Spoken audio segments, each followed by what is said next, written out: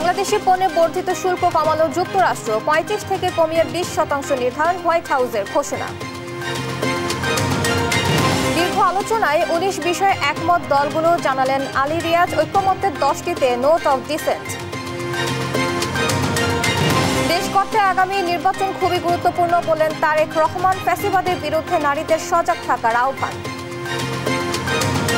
ফ্যাসিবাদ, উগ্রবাদ, চরমপন্থা মাথা চাড়া দিয়ে উঠতে না পারে, এই ব্যাপারে বিশেষ করে নারী সমাজকে অত্যন্ত সতর্ক এবং সজাগ থাকতে হবে। জাতীয় সনদের দাবিতে রাজপথে জুলাই যোদ্ধারা, রাতভর শাহবাগে অবস্থান, দাবি আদায় না হওয়া পর্যন্ত আন্দোলনের হুঁশিয়ারি। জুলাই আন্দোলনে রক্তে আগুন লাগা স্লোগান ছিল ক্ষুরোধার অস্ত্রের মতো, কাঁপন ধরায় অন্তরে, গুড়িয়ে দেয় হাসিনার মসনদ। গণঅভ্যুত্থানে গোলাপবাগে নিহত হন পিরোজপুরের বাস চালক জাফর। ১ বছরের শোক কাটেনি পরিবারে, স্ত্রীর চোখে মুখে অন্ধকার। এবং টি-20তে ওয়েস্ট ইন্ডিজকে ১৭৯ রানের টার্গেট দিয়েছে পাকিস্তান, নাইম আইয়ুবের অর্ধশতক। দেখছেন শিরোনাম সংবাদ সকালের সঙ্গে আছি আমি আয়েশা গুপ্তি। এবার বিস্তারিত। বাংলাদেশে পণ্যের উপর ১৫% শুল্ক কমিয়েছে যুক্তরাষ্ট্র। বর্ধিত পাল্টা শুল্ক ৩৫% থেকে কমিয়ে ২০% নির্ধারণ করা হয়েছে। শুক্রবার শুল্ক নিয়ে হোয়াইট হাউসের এক ঘোষণায় এ তথ্য জানানো হয়। শুল্ক পুনর্নির্ধারণের এই তালিকায় বাংলাদেশ ছাড়াও রয়েছে আরও বেশ কয়েকটি দেশের নাম। বিস্তারিত মাকদুরা মিতির রিপোর্টে। চলতি বছরের ২ এপ্রিল বাণিজ্য ঘাটতির কথা উল্লেখ করে বিশ্বের বিভিন্ন দেশের উপর উচ্চ হারে পাল্টা শুল্ক আরোপ করেন মার্কিন প্রেসিডেন্ট ডোনাল্ড ট্রাম্প। সে সময়ে বাংলাদেশের উপর শুল্ক আরোপ করা হয় ৩৭%। পরে ৯ এপ্রিল ওই শুল্ক ৩ মাসের জন্য স্থগিত করা হয়। পাশাপাশি বিভিন্ন দেশকে এ নিয়ে আলোচনার সুযোগ দেন ওয়াশিংটন। গত ৮ জুলাই ৩ মাসের সময়সীমা শেষ হওয়ার আগের দিন ট্রাম্প চিঠি দিয়ে জানিয়ে দেন বাংলাদেশের পাল্টা শুল্ক ২% কমিয়ে ৩৫% করা হয়েছে। পরে শুল্ক হার কমাতে চাওয়া দেশগুলোকে যুক্তরাষ্ট্রের সঙ্গে বাণিজ্য চুক্তির আহ্বান জানিয়ে ৩১ জুলাই পর্যন্ত সময় দেন ট্রাম্প। এরপর শুরু হয় আলোচনা। বাংলাদেশের পক্ষে অংশ নেন বাণিজ্য উপদেষ্টা শেখ বশির উদ্দিন। ওয়াশিংটনে তৃতীয় দফায় চূড়ান্ত আলোচনা শুরু হয় ২৯ জুলাই। শেষমেশ বাংলাদেশি পণ্যে ১৫% শুল্ক কমিয়েছে যুক্তরাষ্ট্র। হোয়াইট হাউসের ঘোষণায় পাল্টা শুল্ক ২০% নির্ধারণ করা হয়েছে। পাল্টা শুল্ক কমায় বাংলাদেশের তৈরি পোশাক খাতে সৃষ্ট অস্থিরতা কমে আসবে বলে আশা করছেন রপ্তানিকারকরা। মাকদুরা মিতি, নিউজ ডেস্ক, দেশ টিভি। শেষ হলো রাজনৈতিক দলগুলোর সঙ্গে জাতীয় ঐক্যমত্য কমিশনের বৈঠক। দ্বিতীয় দফার বৈঠকে রাজনৈতিক দলগুলো ১৯টি বিষয়ে একমত হয়েছে বলে জানান কমিশনের সহ-সভাপতি আলী রিয়াজ। তবে এর মধ্যে 10টিতে নোট অব ডিসেন্ট রয়েছে। জুলাই সনদের আইনি ভিত্তি নিয়ে ষড়যন্ত্র হতে পারে বলে আশঙ্কা করেছে জামায়াত ও এনসিপি। বিএনপি বলছে আইনি ভিত্তি দিতে আরও আলোচনা করতে প্রস্তুত তারা। বৈঠকের শেষের দিকে সংবিধানের মূল নীতির প্রশ্নে বৈঠক বয়কট করে বেশ কয়েকটি বাম দল। গেল ২ মাস ধরে রাজধানীর ফরেন সার্ভিস একাডেমিতে চলে জাতীয় ঐক্যমত্য কমিশনের বৈঠক। এতে অংশ নেয় ৩০টি রাজনৈতিক দল। ৬টি কমিশনের দেয়া অমীমাংসিত ১৯টি মৌলিক সংস্কার প্রস্তাবের উপর দীর্ঘ আলোচনায় কিছু মতনৈক্য বা নোট অফ ডিসেন্ট দিয়ে ঐক্যমত্যে এসেছে রাজনৈতিক দলগুলো। এগুলোর উপর ভিত্তি করে খুব শিগগিরই জাতীয় সনদ তৈরি করা হবে বলে জানান কমিশনের সহসভাপতি আলী রিয়াজ। ১৯টি বিষয়ে আমরা ঐকমত্য এবং সিদ্ধান্তে উপনীত হতে পেরেছি। সকলকে সমন্বিত করে সকলের সাথে এই বিষয়ে পথ পদ্ধতি নিয়ে আলাপ আলোচনায় আমরা অংশ নেব। তার আগে আমাদের যেটা দরকার সেটা হচ্ছে জাতীয় সনদটা পূর্ণাঙ্গ রূপ দেয়া। একমত হওয়া বিষয়গুলো আইনি কাঠামোর মধ্যে আনার দাবি জাতীয় নাগরিক পার্টি এনসিপির। আমরা জাতীয় নাগরিক পার্টি এনসিপির তরফে দাবি জানিয়েছি জুলাই সনদ সেটা যেন অন্তর্বর্তীকালীন সরকারের আমল থেকেই সেটা বাস্তবায়ন করা হয়, তার জন্য একটা আইনি ভিত্তি থাকে। সংস্কার প্রস্তাবকে আইনি কাঠামোর মধ্যে আনা নিয়ে যারা দীর্ঘসূত্রিতা করছে তারা নির্বাচনকে পিছিয়ে দেওয়ার পায়তারা করছে বলে মত জামাতের। আমাদের মূল কথা হচ্ছে এটাকে লিগ্যালাইজড করতে হবে, আইনি মর্যাদা দিতে হবে এবং সেই মর্যাদার ভিত্তিতে এখন থেকেই ঐক্যমত্যের বিষয়গুলো মাঠে কার্যকর থাকবে। জুলাই সনদ বাস্তবায়নে কমিশনের দেয়া 2 বছর সময়সীমার সঙ্গে একমত বিএনপি। এখন প্রয়োজনে গেজেট আকারে প্রকাশ করতে পারে সরকার। এই যে ঐক্যমত্য কমিশনের সেই প্রতিশ্রুতির কাগজটা, ডিটটা জাতীয় জুলাই জাতীয় সনদের 2025-এর সেই লিখিত ডকুমেন্টটা ওয়েবসাইটে যাবে, মিডিয়াতে যাবে। যদি আমি একটা নতুন প্রস্তাব দিই, যদি চায় সরকার সেটা গেজেট নোটিফিকেশন করতে পারে। এদিকে সংবিধানের মূলনীতি পরিবর্তন নিয়ে ভিন্ন মত পোষণ করে বৈঠক ওয়াকআউট করে বেশ কয়েকটি বাম রাজনৈতিক দল। সদস্য ডাক্তার মোস্তাক তাইফুর রহমান তুহিন, দেশ টিভি, ঢাকা। একটি মা যে চোখ দিয়ে বাংলাদেশ দেখে সেই বাংলাদেশ গড়তে হলে জাতীয় নির্বাচনের গুরুত্ব অপরিসীম বলে মন্তব্য করেছেন বিএনপির ভারপ্রাপ্ত চেয়ারম্যান তারেক রহমান। একটি ইনসাফ ভিত্তিক মানবিক বাংলাদেশ গড়তে সবাইকে ঐক্যবদ্ধ থাকার আহ্বান জানান তিনি। বলেন, বিএনপি ক্ষমতায় গেলে প্রথম পর্যায়ে 50 লাখ প্রান্তিক পরিবারের মাঝে ফ্যামিলি কার্ড বিতরণ করা হবে। নিয়াজ মোর্শেদের রিপোর্ট।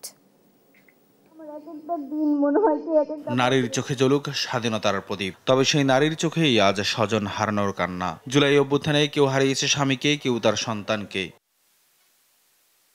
বৃহস্পতিবার বিকেলে রাজধানীর শাহবাগে আবু সাইদ মিলনায়তনে জুলাই অভ্যুত্থানে নারীদের অবদান শীর্ষক আলোচনা সভায় যোগ দিয়ে শহীদ হওয়া পরিবারের নারী সদস্যরা হারানো স্বজনদের স্মৃতিচারণ করতে গিয়ে কান্নায় ভেঙে পড়েন। আসলে স্বামী ছাড়া এই দুনিয়াতে কোনো মূল্য নেই মেয়েদের। আসলে আমরা প্রত্যেকটা শহীদ পরিবার বিচার চাই, সুস্থ বিচার চাই। আলোচনা সভায় যোগ দিয়ে বিএনপির সিনিয়র নেতারা বলেন, নারীরা শুধু সুসন্তানই গড়বে না, দেশ গঠনেও ভূমিকা রাখবে। বাংলাদেশে আমরা যে জবাবদিহিমূলক সরকার দেখতে পাচ্ছি, সেই সরকার গঠনে আমাদের বোনদের সবার দায়িত্ব। কাজে আগামীতে যে নির্বাচন আসছে সেই নির্বাচনে ইনশাআল্লাহ আমরা মায়েদের প্রতিনিধি দেখব।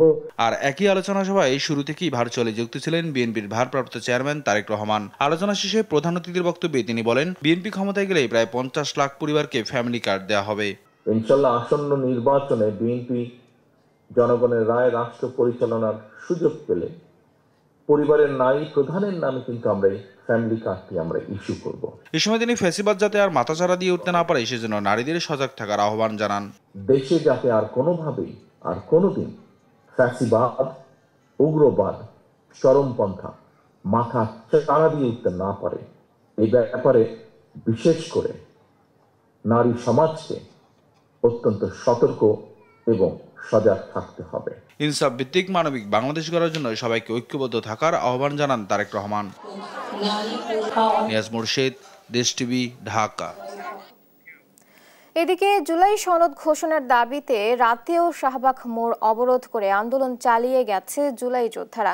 সনদ বাস্তবায়ন না হওয়া পর্যন্ত রাজপথে থাকার হুঁশিয়ারি দেন জুলাই যোদ্ধা ও তাদের স্বজনরা। বৃহস্পতিবার সকাল 11টা থেকে সড়কে অবস্থান নিয়ে শাহবাগ মোড় অবরোধ শুরু করে বিক্ষোভকারীরা। আলিমুজ্জামান সাফওয়ানের রিপোর্ট। ছাত্র জনতার গণ অভ্যুত্থানের বছর পেরিয়ে গেলেও এখনো ঘোষণা আসেনি জুলাই সনদের। এরই মধ্যে কয়েক দফা আন্দোলন করলেও নানা জটিলতায় পিছিয়েছে জুলাই সনদ ঘোষণার তারিখ। বৃহস্পতিবার তৃতীয়বারের মতো জুলাই সনদ ঘোষণার দাবিতে শাহবাগ মোড় অবরোধ করে জুলাই যোদ্ধা ও তাদের স্বজনরা। দিন পেরিয়ে রাতেও ছিল তাদের অবস্থান। আন্দোলনকারীরা বলছেন, জুলাই সনদ না হওয়ায় আহত ও শহীদ পরিবারের সদস্যরা বাধ্য হয়ে রাস্তায় নেমেছেন। এখন তো আমাদের কোনো প্রশাসন বা সরকার পক্ষ থেকে এখনো আমাদের সাথে যোগাযোগ করা হয় না। এই আমাদের আশ্বাস না পাওয়া পর্যন্ত আমরা রাতে এখানে অবস্থান করব। আমাদের দাবি আদায় না হওয়া পর্যন্ত আমরা রাজপথ ছাড়ব না, শাহবাগ ছাড়ব না। জুলাই সনদ শুধুমাত্র একটি দাবি নয়, বরং জুলাই যোদ্ধাদের অধিকার ও পরিচয় বলে দাবি করেন অবস্থানকারীরা। না কোনো উপদেষ্টা, না কোনো সরকারের কোনো মহল, না কোনো যে সমন্বয়কদের কথা বলতেছেন, কেউ আমাদের সাথে যোগাযোগ করে নাই।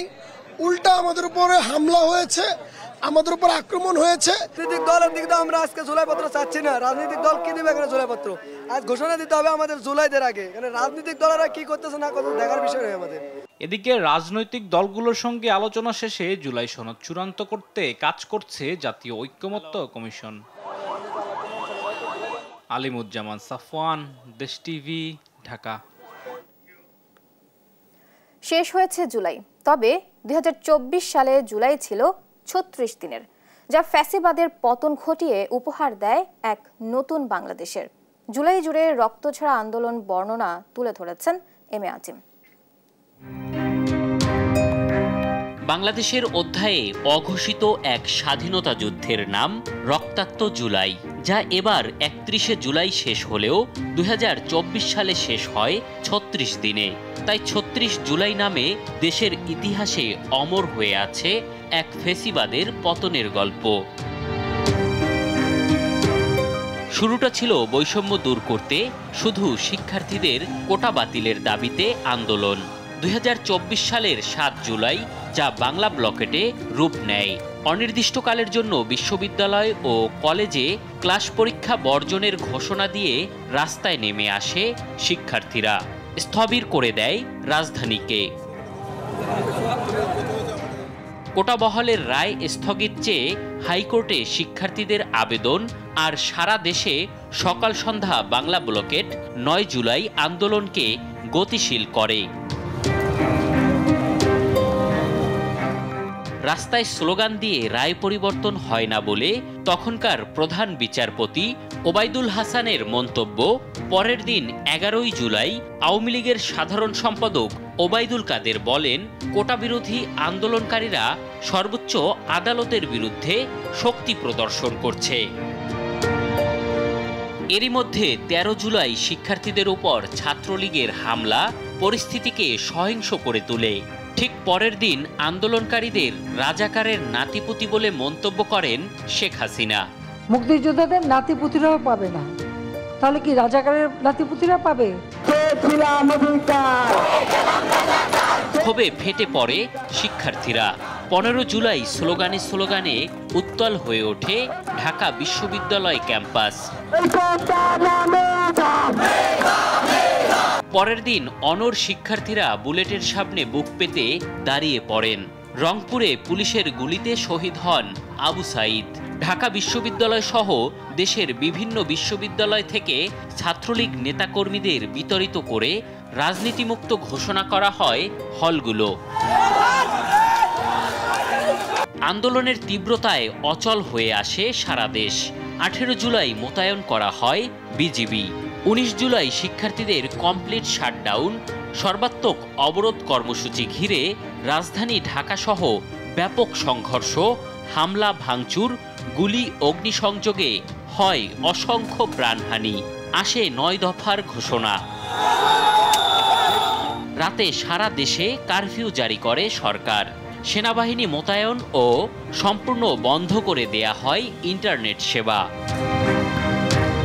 বুলেট দিয়ে আন্দোলন দমাতে না পেরে 20 জুলাই তুলে নেওয়া হয় নাহিদ ইসলাম সহ সমন্বয়কদের। 21 জুলাই সর্বোচ্চ আদালতের রায়ে বহাল রাখা হয় 7% কোটা। 25 জুলাই হতাহতদের খোঁজ না নিয়ে রাষ্ট্রীয় স্থাপনা পরিদর্শনে যায় হাসিনা। 26 তারিখ শুরু হয় মামলা আর শিক্ষার্থীদের গণগ্রেপ্তার। 27 জুলাই সমন্বয়ক সার্জিস আলম ও হাসনাত আব্দুল্লাহকে নেওয়া হয় ডিবি হেফাজতে। ভিডিও বার্তায় সব কর্মসূচি প্রত্যাহারের ঘোষণা দেওয়াতে বাধ্য করা হয়। সার্বিক স্বার্থে আমরা এই মুহূর্তে থেকে আমাদের কর্মসূচি প্রত্যাহার করছি। 30 জুলাই শহীদদের রক্তের প্রতিচ্ছবি ফুটে ওঠে মুখে লাল কাপড় বাঁধা ও ফেসবুক প্রোফাইল লাল করার মধ্য দিয়ে। জুলাই শেষ হলেও আন্দোলন শেষ হয় না। 3 আগস্ট মানে 34 জুলাই ঘোষণা আসে 1 দফার।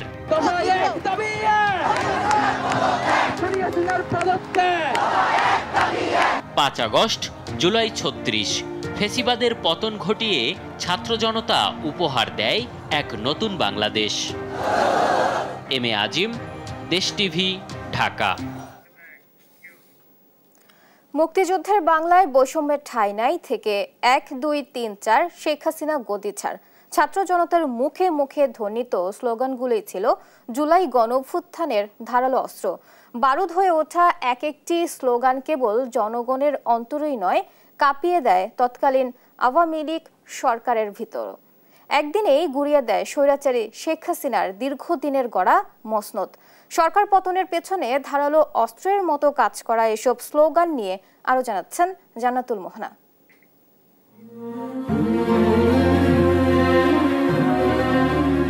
শব্দ ভাষার এমন একটি গুরুত্বপূর্ণ উপাদান যার সঠিক ব্যবহারে যেমন ইতিবাচক পরিবর্তন আনা যায়, ভুল ব্যবহারে পাল্টে যেতে পারে পুরো রাষ্ট্র কাঠামো, যার স্পষ্ট উদাহরণ 2024-এর জুলাই গণ আন্দোলন। এই আন্দোলনে বাংলাদেশের মানুষ এমন কিছু নতুন শব্দ, Bangla blockade, complete shutdown, March for justice, remembering our heroes, গ্রহযাত্রার সঙ্গে পরিচিত হয়েছিল, যা আন্দোলনে বারুদের মতো কাজ করে। দীর্ঘদিনের চাপা ক্ষোভ, অন্যায় অবিচারে অতিষ্ঠ জনগণ মাথায় লাল সবুজ পতাকা বেঁধে স্বেচ্ছায় অংশ নেয় এসব কর্মসূচিতে।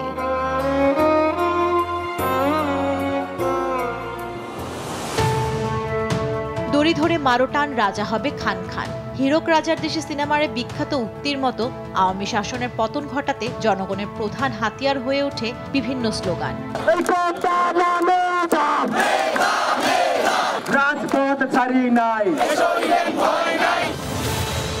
জুলাইয়ের শুরুর দিকে শিক্ষার্থীদের মুখে মুখে কোটা না মেধা, মেধা মেধা। মুক্তিযুদ্ধের বাংলায় বৈষম্যের ঠাঁই নাই। ৭১-এর হাতিয়ার গর্জে ওঠা আরেকবার স্লোগানগুলি থাকলেও ধরন পাল্টে যায় ১৫ই জুলাই থেকে।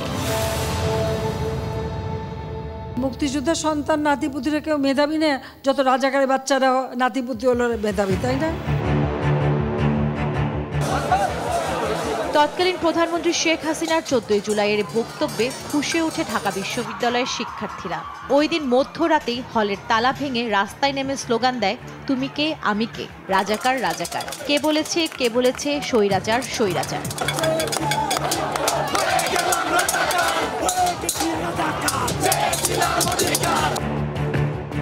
১৬ই জুলাই পুলিশের গুলিতে আবু সাইদের মৃত্যু নাড়িয়ে দেয় গোটা দেশের মানুষের বিবেক। এরপর থেকে স্লোগানে যুক্ত হয়, আমার ভাই কবরে, খুনিরা কেন বাইরে, গুলি করে আন্দোলন বন্ধ করা যাবে না, justice justice, we want justice. বুকের ভেতর অনেক ঝড়, বুক পেতেছি গুলিকর সহ নানা অগ্নিঝরা স্লোগান। এসব স্লোগানে জনতা নির্দ্বিধায় বুক পেতে দেয় পুলিশের বুলেটের সামনে।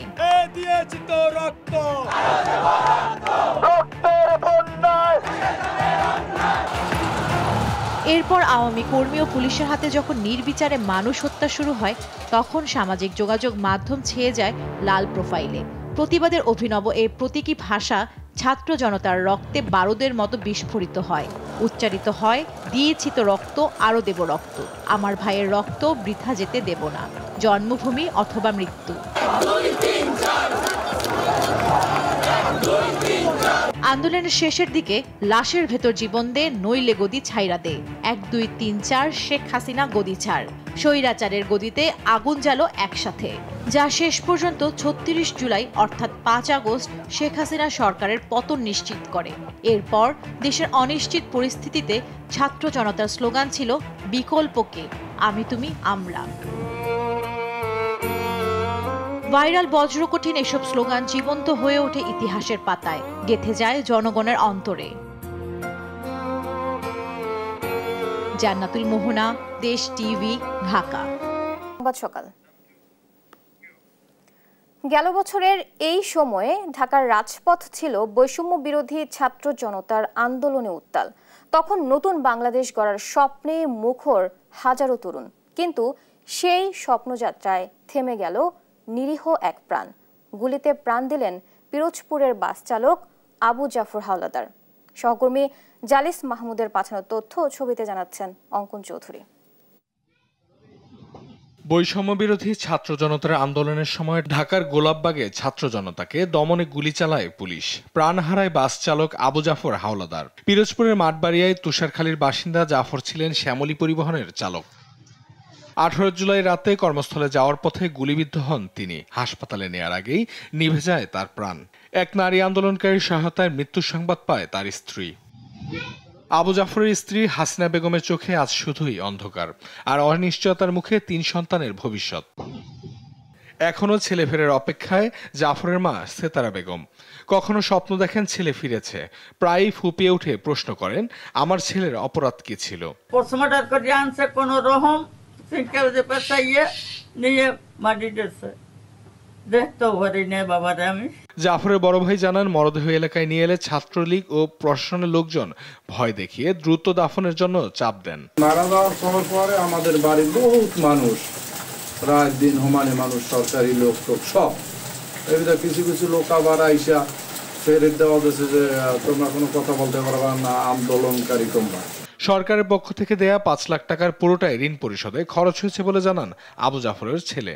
25-26 লাখ টাকা আমরা দেনা ছিলাম, ওই 26 লাখ টাকা দেনা থাকার পরে ওই টাকা দেওয়ার পরেও তারপর যে টাকা আমরা 5 লাখ পেয়েছি, ওই 5 লাখ টাকাও আমরা দেনা দিয়া আমরা শোধ করেছি। এদিকে আবু জাফরের পরিবারকে সার্বিক সহযোগিতা করা হচ্ছে বলে দাবি করেন উপজেলা সমাজসেবা কর্মকর্তা। তাদের পরিবার পরিজনের যে কোনো ধরনের সহযোগিতা যখন যা লাগে আমরা দেখাশোনার চেষ্টা করতেছি।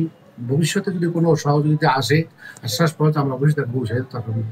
আবু জাফরের মতো অনেক সাধারণ মানুষকেই কেড়ে নিয়েছে 2024 সালের রক্তাক্ত জুলাই। তাদের অনেকেরই পরিবার এখন শূন্যতা আর অনিশ্চয়তায় ভুগছে। অঙ্কন চৌধুরী, নিউজ ডেস্ক, দেশ টিভি। শুক্রবারের বাজার দর নিয়ে ময়মনসিংহ থেকে সরাসরি যুক্ত হচ্ছেন সহকর্মী ইলিয়াস আহমেদ। ইলিয়াস, বাজারের সার্বিক পরিস্থিতি আমাদের জানাবেন। ময়মনসিংহের সবজির বাজার স্বাভাবিক রয়েছে। আমরা দেখেছি যে পেঁয়াজ এবং আদার দাম বেড়েছে, সেটি কিন্তু নিয়ে সাধারণ ক্রেতা যারা রয়েছেন তারা খুব প্রকাশ করেছেন। তারা বলছেন যে হঠাৎ করে পেঁয়াজের দাম বেড়ে যাওয়ায় তারা কিন্তু বাজারে এসে অনেকটাই অস্বস্তিতে পড়েছেন। অর্থাৎ গত সপ্তাহে যে পেঁয়াজ 50 টাকা কেজি বিক্রি হয়েছিল, আজকের বাজারে 60 টাকা কেজি বিক্রি হচ্ছে। এছাড়া কেজিতে আদা বেড়েছে, 60 টাকা কেজিতে বেড়ে কিন্তু 180 টাকা কেজি বিক্রি হচ্ছে। এছাড়াও সবজির বাজার কিছুটা স্বাভাবিক রয়েছে। অর্থাৎ আপনার মাধ্যমে আজকে দর্শকদের সবজির দাম জানাতে চাই। আজকের বাজারে কিন্তু যে শশা বিক্রি হচ্ছে 60 থেকে 80 টাকা কেজি দরে বিক্রি হচ্ছে। বেগুন বিক্রি হচ্ছে 80 থেকে 90 টাকা কেজিতে বিক্রি হচ্ছে। এছাড়াও অন্যান্য যে সবজি রয়েছে মোটামুটি বলা যায় যে সব ধরনের সবজি কিন্তু 60 থেকে 80 টাকা কেজি দরে বিক্রি হচ্ছে। যে কাঁচামরিচের জাজ অনেকটাই কমেছে। আজকের বাজারে কাঁচামরিচ বিক্রি হচ্ছে 200 টাকা কেজি দরে বিক্রি হচ্ছে। একটু জানতে চাই যে সবজির দাম কেমন আজকের বাজারে, কোন সবজি কত টাকা বিক্রি হচ্ছে? 60 টাকা কেজি, করলা 80 টাকা কেজি, বেগুন 120, বেগুন এটা 80 টাকা, শসা 50 টাকা কেজি, চিচিঙ্গা 60 টাকা কেজি, ঝিঙ্গা 80, পটল 50, মরিচ 200 টাকা কেজি, লাউ 50 টাকা পিস, কাঁচা কলা 40 টাকা হালি, পেঁপে 30 টাকা কেজি, মুখি 40 টাকা কেজি, বরবটি 80 টাকা কেজি। সব সবজির দাম একটু বাড়ছে, বৃষ্টির কারণে দাম বাড়ছে না। সবজির দামই আগে কম ছিল, অনেকটা বাড়ছে বৃষ্টির জন্য, মাল নাই তো দাম বাড়া। তিনি কিন্তু বলছিলেন যে সবকিছুই প্রচুর পরিমাণে সবজি কিন্তু ময়মনসিংহের বাজারে রয়েছে এবং বৃষ্টির জন্য গত কয়েকদিনে কিছুটা দাম কিন্তু বেড়েছে, সেই বিষয়টি তিনি বলছিলেন। অর্থাৎ ক্রেতারাও বলছেন যে সবজির দাম মোটামুটি যে অবস্থায় রয়েছে। অর্থাৎ একটু জানতে চাই সবজির দামটা আপনার কাছে কেমন মনে হচ্ছে? পূর্বের তুলনায় কিছুটা বেশি মনে হচ্ছে, কিছুটা বেশি। তো তারপর যা আছে সেটা আমাদের জন্য অনেকটা সহনশীল। ধন্যবাদ। তিনি বলছিলেন যে পূর্বের তুলনায় অর্থাৎ আজকের বাজারে সবজির দাম কিছুটা বেড়েছে, সেই বিষয়টি বলছিলেন। অর্থাৎ যারা বাজার মনিটরিং ব্যবস্থা জোরদার করে থাকেন তাদের সঙ্গেও আমরা কথা বলার চেষ্টা করেছিলাম। তারা বলছেন যে বাজার নিয়ন্ত্রণে আনার লক্ষ্যে তাদের যে অভিযান সেটি কিন্তু অব্যাহত রাখা হয়েছে, সেই বিষয়টি বলছিলেন। এই ছিল আমার কাছে ময়মনসিংহের বাজার থেকে সবজির দর দাম নিয়ে সর্বশেষ তথ্য। ইলিয়াস, আপনাকে ধন্যবাদ। দর্শক, বাজারের সার্বিক পরিস্থিতি নিয়ে বিস্তারিত জানাচ্ছিলেন সহকর্মী ইলিয়াস। 1994 সালে বিভিন্ন অধিকার আদায়ের আন্দোলনে চাকরিচ্যুত ব্যাটালিয়ন আনসার বাহিনীর সদস্যরা প্রাপ্য পেনশন, সুযোগ সুবিধা ও যোগ্যদের পুনর্বহালের দাবিতে রাজধানীর খিলগাঁও আনসার বিজেপির সদর দপ্তরের 1 মাস ধরে আমরণ অনশন করছেন। সর্বোচ্চ আদালতের রায় বাস্তবায়ন না হওয়ায় চরম বিস্ময় ও হতাশা প্রকাশ করছেন 31 বছর আগে চাকরিচ্যুত সদস্যরা। হাইকোর্টের এর রায় বুঝতে সমস্যা হচ্ছে বলেছেন আনসার কর্তৃপক্ষ। সাবরিনা মজুমদারের রিপোর্টে বিস্তারিত। সবাই পাগল উন্মাদের মতন আছি, খাইয়া না খাইয়া এখানে পড়ে রয়েছে। মোহাম্মদ মনিরুজ্জামান, বয়স 60-এর কাছাকাছি। জীবনের যে সময়টায় কাটানোর কথা ছিল নাতি নাতনি ছেলে মেয়ের সাথে হেসে খেলে, কিন্তু এখন তার দিন কাটছে রাস্তায় ঘুরে ঘুরে। বলছি 1994 সালে আনসারের চাকরি হারানো একজন ভুক্তভোগীর কথা। 1 মাস ধরে রাজধানীর খিলগাঁও আনসার বিডিপির সদর দপ্তরের প্রধান ফটকের সামনে আমরণ অনশন করছেন তিনি। রাস্তার মাঝে শুয়ে থাকি। আমরা চাই যে আমাদের যাদের বয়সসীমা আছে তাদের ডিপার্টমেন্ট জয়েন্ট দিবে, আর বয়সসীমা যাদের নাই তাদেরকে সুযোগ সুবিধা দিয়ে পেনশন ভাতা দিয়া। দীর্ঘ বছর অপেক্ষা শেষে পক্ষে আসা আদালতের রায় হাতে পেলেও সরকার কিংবা কর্তৃপক্ষের পক্ষ থেকে রায় কার্যকরের কোনো উদ্যোগ না নেয় চোখে সর্ষে ফুল দেখছেন তার মতো চাকরি হারানো অন্য সদস্যরা। রায় উপেক্ষা করার পরে আমরা যখন আর কোনো উপায়ন্তর না পাইছি, আমরা গত 29শে জুন থেকে এই জায়গায় লাগাতার একাধারে আমরণ অনশন পালন করতেছি। আনসার ব্যাটালিয়নের যে মহাপরিচালক আছে উনি হাইকোর্ট, জজ কোর্ট, সুপ্রিম কোর্ট কিচ্ছু মানে না। এই 31 বছর মামলা পরিচালনা করে কোর্টের বারিন্দা ঘুরিয়া আমার সর্বশেষ। আমরা কাপড় নিয়ে আসছি, বাসার থেকে বলে আসছি, আর যদি চাকরি হয় তাহলে ফেরত আসবো, না হলে আমরা ফেরত আসবো না। 1994 সালে অধিকার আদায়ে দাবি দেওয়া সহ মাঠে নামে আনসার সদস্যরা। আন্দোলনের নামে বিদ্রোহ করার অপরাধে প্রায় 2500 সদস্যকে গ্রেপ্তার ও চাকুরিচ্যুত করে তৎকালীন সরকার। নিজেদের নির্দোষ দাবি করে পরবর্তীতে আদালতের শরণাপন্ন হলে 2018 সালে বিদ্রোহের অভিযোগ থেকে খালাস পান অনেকেই। এদের মধ্যে যাদের বয়স ও সক্ষমতা রয়েছে কিংবা তাদের বয়স শেষ হয়েছে, তাদেরকে যতদিন ছিলেন সে অনুযায়ী সুবিধা দিতে সরকারকে নির্দেশ দেন হাইকোর্ট। আদালতের সেই আদেশ এখনো কার্যকর হয়নি। বাদীপক্ষের আইনজীবীর অভিযোগ, সরকার ও আনসার কর্তৃপক্ষের উদাসীনতায় ঝুলে আছে এ রায়ের বাস্তবায়ন। যখনই এই অর্ডারগুলো গিয়ে পৌঁছলো সংশ্লিষ্ট ওই যে আনসার ব্যাটালিয়ন কর্তৃপক্ষের কাছে, ওনারা যে চিঠি লিখছেন মন্ত্রণালয়ে, ওই চিঠির মধ্যে এই বিষয়গুলো, ডাইরেকশনের কথা, ইনোসেন্ট অর্ডারের কথা কোনো কিছু বলা নেই। যদি গভর্নমেন্টের সদিচ্ছা থাকে যে মানুষকে সার্ভ করার, মানুষকে দেয়ার, ইমিডিয়েটলি তাদেরকে ডেকে যার যা পাওনা আছে দিয়ে বিদায় করা হোক। বেশিরভাগই এখন আর বয়স নেই। এদিকে হাইকোর্টের রায়ের স্পষ্টতা নিয়ে প্রশ্ন তুলছেন আনসার কর্তৃপক্ষ। আদালত থেকে যে রায়টা দিয়েছে সেখানে আপনারা দেখেছেন যে এখানে স্পেসিফিকলি আনসারকে মার্ক করে কোনো কিছু বলা হয় যে তাদেরকে চাকরিতে পুনর্বহাল বলেন বা অন্য কোনো ফিনান্সিয়াল ফ্যাসিলিটির কথা বলেন, সেটা ডিরেক্টলি আনসার অধিদপ্তরকে মার্ক করে কোনো কিছু বলা হয় না। আদালত থেকে যে রায়টা দেওয়া হয়েছে সেখানে কিন্তু বলা আছে যে স্ক্রুটিনি করে যারা মিউটিনির সঙ্গে সম্পৃক্ত ছিল না বা নির্দোষ, তাদেরকে স্ক্রুটিনি করার পরবর্তীতে যদি নির্দোষ পাওয়া যায় সেক্ষেত্রে মিনিস্ট্রি একটা গাইডলাইন দিবে, নিশ্চয়ই আমরা প্রত্যাশা করতে পারি, সেই অনুযায়ী আমরা ব্যবস্থা নিব আর কি। 31 বছর অপেক্ষা শেষেও জীবিত অবস্থায় এই রায় বাস্তবায়ন আদৌ দেখতে পাবেন কিনা এ নিয়ে সংশয়ে অনশনরত সদস্যরা। সাবরিনা মজুমদার, দেশ টিভি, ঢাকা। চট্টগ্রামের সীতাকুণ্ডে মোটরসাইকেল দুর্ঘটনায় ছাত্রদলের সভাপতি সহ 2 জন নিহত হয়েছেন। নিহতরা হলেন মোহাম্মদ আরিফ ও জুয়েল। আরিফ সীতাকুণ্ড উপজেলার ভাটিয়ারি ইউনিয়নের চেয়ারম্যান ঘাটাই এলাকার 2 নং ওয়ার্ড ছাত্র দলের সভাপতি। বৃহস্পতিবার রাতে ঢাকা চট্টগ্রাম মহাসড়কের ঢাকামুখী লেনে ভাটিয়ারি এলাকার অক্সিজেন রোডের সামনে এই ঘটনা ঘটে। প্রত্যক্ষদর্শীরা বলেন, মোটরসাইকেলটিকে পেছন থেকে মুস্কান প্রতিষ্ঠানের একটি তেলবাহী ভাউচার ধাক্কা দিলে মোটরসাইকেলের 2 যাত্রী ঘটনাস্থলেই মারা যান। এদিকে ঢাকা মাওয়া এক্সপ্রেসওয়েতে থেমে থাকা একটি বাসকে দ্রুত গতির একটি ট্রাক সজোরে ধাক্কা দিলে বাসের 1 যাত্রী নিহত হন। এই ঘটনায় আহত হয়েছেন অন্তত 12 জন। শ্রীনগর ফায়ার সার্ভিস জানায়, মুন্সিগঞ্জের শ্রীনগরের কামারখোলা এলাকায় বাসের চাকা বিকল হয়ে গেলে এক্সপ্রেসওয়ের বাম পাশে রেখে চাকা মেরামতের কাজ করছিল বাসের স্টাফরা। এ সময় মাওয়াগামী একটি দ্রুত গতির ট্রাক পেছন থেকে থেমে থাকা ওই বাসটিকে ধাক্কা দেয়। আহতদের উদ্ধার করে শ্রীনগর স্বাস্থ্য কমপ্লেক্সে এবং উন্নত চিকিৎসার জন্য 5 জনকে ঢাকা মেডিকেল কলেজ হাসপাতালে পাঠানো হয়েছে। সুপেয় পানি পেতে 85 বছর আগে রাজশাহীবাসীর সুপেয় পানির চাহিদা মেটাতে শহরে ঢোপকল স্থাপন করে ব্রিটিশ সরকার। সে আমল থেকেই এত বছর পানি পরিশোধন করে পাইপলাইনে নগরবাসীকে পানি সরবরাহ করা হতো। এরপর মাত্র 1 যুগ আগে রাজশাহী ওয়াসার নগর জুড়ে পানি সরবরাহের দায়িত্ব নেয়, কিন্তু ওয়াসার পানির মান নিয়ে নগরবাসী মোটেও সন্তুষ্ট নন। ওয়াসার পানিতে মিলছে মাত্রাতিরিক্ত আয়রন, যা জনস্বাস্থ্যের জন্য হুমকি। ফলে সুপেয় পানির স্বাদ ভোগ করতে পারছেন না নগরবাসী। কাজী শাহেদের প্রতিবেদন। রাজশাহীর কুমারপাড়া এলাকার স্কুল শিক্ষিকা শাপলা খাতুন বাড়ির দৈনন্দিন কাজে ব্যবহার করেন ওয়াসার পানি, কিন্তু পানিতে আয়রনের পরিমাণ এতটাই বেশি রাতের থালা বাসন সকালে লালচে হয়ে যায়। এছাড়াও পানির স্বাদ ও গন্ধ পর্যন্ত পরিবর্তন হয়ে যাচ্ছে। আমাদের রাজশাহীবাসীর পানির সমস্যাটা খুব কঠিন সমস্যা, যার কারণে আমাদের শৌখিনতাটা নষ্ট হচ্ছে। আমাদের এত সুন্দর বাড়ি, ফ্লোর, থালা বাসন কোনোটাই আমরা সঠিক রাখতে পারছি না। পানি নিয়ে ভোগান্তির শেষ নেই রাজশাহী নগরবাসীর। মাত্রাতিরিক্ত আয়রনের কারণে তৈজসপত্রের পাশাপাশি নষ্ট হচ্ছে জামাকাপড়, অসুস্থতায় ভুগছে সব বয়সী মানুষ। আয়রনের আধিক্যের ফলে সুপেয় পানির স্বাদ ভোগ করতে পারছেন না নগরবাসী।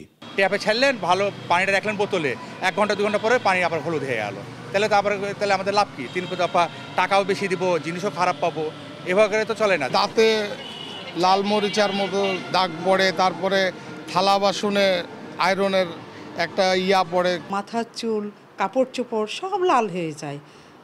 তা মেঝে টেজে ধুলে, বিছানা কাপড় ধুলেও লালটে হয়ে যায়। এই পানি তো অনেক আয়রন আছে, যে বাথরুমে যতই আমি পরিষ্কার করি বাথরুমে নোংরা থাকে। এই হাঁড়ি যেগুলো তো ফুটাই, 1-8 মাস ফুটানোর পরে সেই হাঁড়ি আর ইউজ করতে পারি না, আমরা ফেলে দিতে হয়। গভীর নলকূপ, ওয়াসার পাইপলাইন সব পানিতেই মিলছে আয়রনের উপস্থিতি, কোথাও কম কোথাও বেশি। রাজশাহী শহরের সিটির মধ্যে এটা হলো বিক্ষিপ্ত আকারে আমরা রেজাল্টটা পাই। সেটা হলো কোনো ওয়ার্ডে আয়রনের মাত্রা বেশ বেশি, কোনো জায়গায় আবার খুবই কম বা খুবই ভালো। পানিতে মাত্রাতিরিক্ত আয়রনের কারণে ঝুঁকিতে পড়েছে রাজশাহীর জনস্বাস্থ্য। প্রতি লিটারে 0.5 মিলিগ্রাম আয়রন হচ্ছে আমাদের শরীরের জন্য খুব প্রয়োজনীয়। এর বাইরে হলে তখন এটা সারা শরীরের নানা প্রতিক্রিয়া হতে পারে, গ্যাস্ট্রিক ইরিটেশন হতে পারে, বমি ভাব হতে পারে, তারপরে শিশুদের মানসিক বৃদ্ধি রোধ হতে পারে, তারপরে লিভার এবং কিডনিও ড্যামেজ করতে পারে, ফ্রি রেডিক্যাল তৈরি হয় যেগুলো থেকে ক্যান্সারের সম্ভাবনা থাকে। পানিতে আয়রনের উপস্থিতি আছে স্বীকার করে ওয়াসা বলছে, নাগরিকদের সুপেয় পানি সরবরাহে নির্মাণ করা হচ্ছে পানি শোধনাগার। আমরা নিরাপদ পানি সরবরাহ দেওয়ার জন্যই অ্যাকচুয়ালি এই ট্রিটমেন্ট প্ল্যান্টটা করছি। এই ট্রিটমেন্ট প্ল্যান্টের উদ্দেশ্য হলো পরিশোধিত পানি সরবরাহ দেওয়া। অতিরিক্ত আয়রন ও ময়লা ছাড়াও মারাত্মক ব্যাকটেরিয়া কলিফর্ম এর উপস্থিতি মিলেছে রাজশাহীর পানিতে। কাজী শাহেদ, দেশ টিভি, রাজশাহী। 2 দফা সময় বাড়ানো আর কোটি টাকারও বেশি জরিমানার পরও নোয়াখালী জেনারেল হাসপাতালের নতুন ভবনের কাজ বুঝিয়ে দিতে পারেনি ঠিকাদারি প্রতিষ্ঠান। 250 শয্যা নামের হাসপাতালে চিকিৎসা সেবা চলছে পুরাতন ভবন আর অস্থায়ী টিন শেডে। অস্বাস্থ্যকর পরিবেশে রোগীদের থাকতে হচ্ছে মেঝেতে। সহকর্মী মাওলা সুজনের পাঠানো তথ্য ছবিতে জানাচ্ছেন ফারজানা আফরোজ টুম্পা। 250 শয্যার নোয়াখালী জেনারেল হাসপাতালটি শুধু জেলার মানুষ নয়, লক্ষ্মীপুরেরও প্রান্তিক জনগোষ্ঠীকে সেবা দিয়ে থাকে। 2020 সালে হাসপাতালের 12 তলা নতুন ভবনের নির্মাণ কাজ শুরু হলেও 5 বছরেও কাজ শেষ করতে পারেনি মেসার্স নূরনবী ট্রেডার্স। গাফিলতির কারণে প্রতিষ্ঠানটিকে কোটি টাকার বেশি জরিমানা করে কালো তালিকাভুক্ত করার সুপারিশ করা হয়। তারপরও কাজের কাজ কিছুই হয়নি। পুরাতন ভবন ও অস্থায়ী টিন শেডেই চলছে চিকিৎসা সেবা। শয্যার সংকটে রোগীদের থাকতে হচ্ছে মেঝেতে। হিমশিম খাচ্ছেন কর্মকর্তা কর্মচারীরাও। সিটের অভাবে আমরা নিচে ফ্লোরেও থাকতেছি। পরিবেশ দেখে নিজের অসুস্থ হয়ে যায়। দুর্গন্ধযুক্ত ময়লার ডাস্টবিনের মতো অবস্থা হয়ে গেছে। থাকার কোনো ব্যবস্থা নেই, সিট নেই। আমি বাড়ির থেকে ফ্যান নিয়ে আসছি। মনে হচ্ছে যে এটা একটা গোরস্থান। কারণ চলে গেলে মানুষের জীবন বাড়ি যায়। আমাদের ওইটা চালু হইলে আর কোনো সমস্যা হইতো না। বহির্বিভাগেরও একই অবস্থা। চিকিৎসকরা বলছেন পর্যাপ্ত কক্ষ না থাকায় সেবা দেওয়া কঠিন হয়ে পড়েছে। গর্ভবতী বলেন বা কারো গাইনি সমস্যা, ইভেন ছোট ছোট মেয়েরাও আমাদের কাছে আসে বিভিন্ন রকম প্রবলেম নিয়ে। তো আমাদের কক্ষ সংকট মানে বিশেষ করে ছোটোর কারণে যে প্রবলেমটা হয়, আমরা রোগীগুলোকে আসলে প্রপারলি যে দেখা, তাকে এক্সামিনেশন করা, এগুলো আসলে পসিবল হচ্ছে না। এদের সাথে কথা বলার যে একটা স্পেস, ওই স্পেসটা পাওয়া যায় না, একটার সাথে আরেকটা দাঁড়ানো থাকে। ঠিকাদারি প্রতিষ্ঠানের দাবি কাজ শেষ করে কর্তৃপক্ষকে ভবন বুঝে নেওয়ার জন্য চিঠি দেওয়া হয়েছে।